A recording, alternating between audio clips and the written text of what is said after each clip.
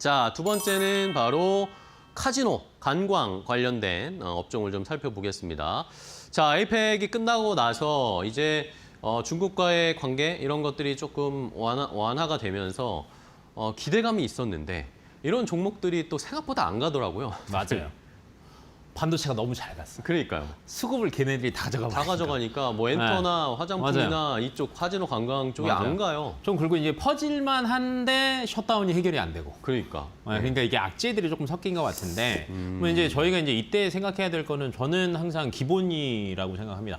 실적과 여러 가지 그렇죠. 데이터상 문제가 없다라고 하면 분명히 수급이 돌아올 때 탄력은 누구보다 세다라는 관점으로 보시는 게 좋을 것 같고 최근에 사실은 이제 K 컨텐츠가 예전에는 엔터 쪽으로만 조금 국한됐었는데 네네. 좀 많이 확대가 된 것 같아요. 그러다 보니까 요즘 이렇게 여행 다녀보시면 국내 여행도 다녀보시면 그 예전에는 외국인들이 한정된 지역에 있었습니다. 뭐 솔직히 서울이나 얘기하면 부산이나 맞아요. 뭐 이런. 서울, 부산도 있고 뭐 서울도 예를 들면 명동, 강남 이렇게 국한됐었는데 요즘엔 어딜 가나 많아요. 그러니까요. 강원도 삼척에도 있더라고요. 장난 외국인들이. 아니에요. 네. 네, 얼마 전에 또 여행, 국내 여행 또 어디 갔다 왔죠? 네.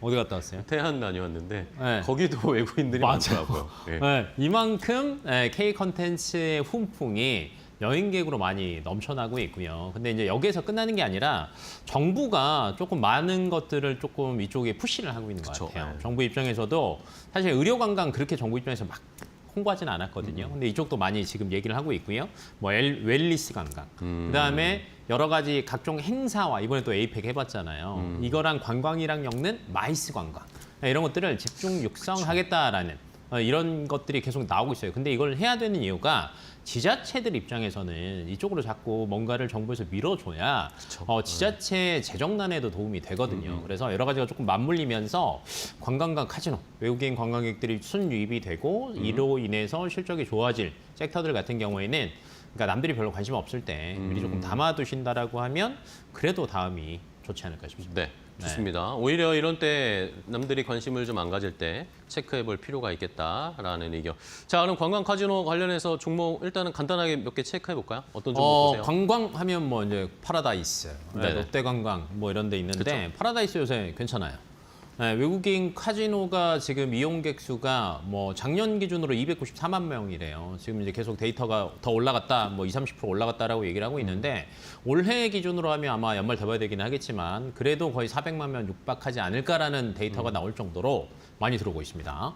그리고 최근에 그 부산이 원래 그 여행 수요 자체가 대부분 뭐였냐면 저거였거든요. 내국인 중심이었거든요. 근데 최근에 부산도 외국인들 정말 많습니다. 저도 이제 강의랑 뭐 출장 때문에 부산을 가는데 왜 이렇게 많은 거예요? 서울인 줄 알았어요. 뭐 이런 측면으로 본다라고 하면 그로 인한 VIP 카지노를 운영하는 업체들은 파라다이스 수혜를 볼 수밖에 부산에도 있으니까. 없다라고 생각하시면 될 것 같고 그다음에 이제 저희가 항상 이런 관광 얘기할 때 빠질 수 없는 게 숙박 아닙니까? 그렇죠.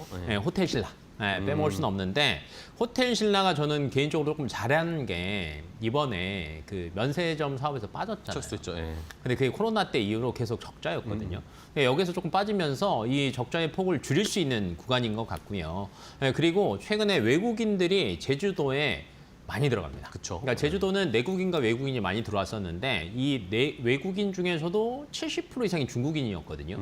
그러면 뭐 롯데관광도 있고 다른 데들도 있지만 호텔 신라도 여기에 대한 수혜를 분명히 또 가져올 수 있는 구간이다 보니까 좀 쉬어가는 구간에 조금 관심 오늘 또 7% 빠졌잖아요.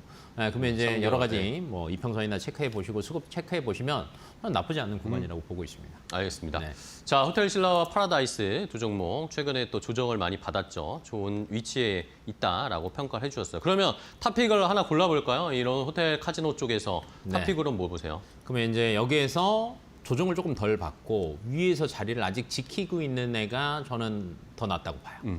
롯데관광. 롯데관광개발. 네. 네, 요거는 두 쪽 다 됩니다. 앞에서 그러니까 되게 실적도 좋더라고요. 맞아요. 네. 실적 좋죠. 카지노 와서 돈 많이 쓰니까. 그다음에 제주도에 있잖아요. 네, 근데 이게 지금 제주도 기준으로 따지면 객실이 1,600개거든요. 그러니까 이걸 활용해서 여러 가지 공격적인 마케팅을 할 수 있습니다. 그리고 최근 들어서 이제 중국이랑은 사이가 조금씩 좋아지는 시그널이 보이잖아요. 그쵸. 그러면 관광객들 유치도 아마 더 많아질 거고 그러면 중국 VIP들이 여기 와서 쓰는 돈이 정말 많습니다. 뭐 지금 드랍액이 보니까 테이블당 매출이 2개분기 연속 증가 중인데 지금 직전 분기 기준으로 볼 때 테이블당 1,000만 원이래요. 네. 단가가 많이 올랐습니다. 그러면 실적은 좋아질 수밖에 없는 구간이니까 그러네요. 최근에 여러 섹터가 조정을 받고 있음에도 불구하고 이게 딱 윗자리 지키고 있거든요. 그러게요. 크게 빠지지 않고 그냥 5일선 위에서 계속 자리를 지키고 있어요. 그러면 여기에서 수급만 조금 더 들어온다라고 하면 뭐 직전 뭐 고점이나 이런 것들은 뭐 굉장히 쉽게 네. 넘을 수 있지 않을까라고 개인적으로 보고 있습니다. 가격은 그럼 지금 괜찮을까요? 조건에서? 이제 여기에서 뭐 5일선 터치할 때, 20일선 터치할 때 들어가겠다라고 하실 수도 있지만 안 줄 수도 있어요, 자리를. 그래서 현재가도 저는 나쁘지 않다라고 보고 있고 직전 고점이 2,500원 정도 되거든요. 그러니까 지금 올라가봤자 7% 정도밖에 안 돼요, 그러면. 근데 제가 볼 때는 직전 고점보다는 그래도 한 20% 정도는 업사이드는 분명히 남아있다라고 보고 있어서 한 25,000원까지는 보셔도 좋을 것 같습니다. 알겠습니다. 자, 카지노 또 관광 관련해서 분명히 또 우리 시장이 빠르게 돌기 때문에 턴이 분명히 올 겁니다.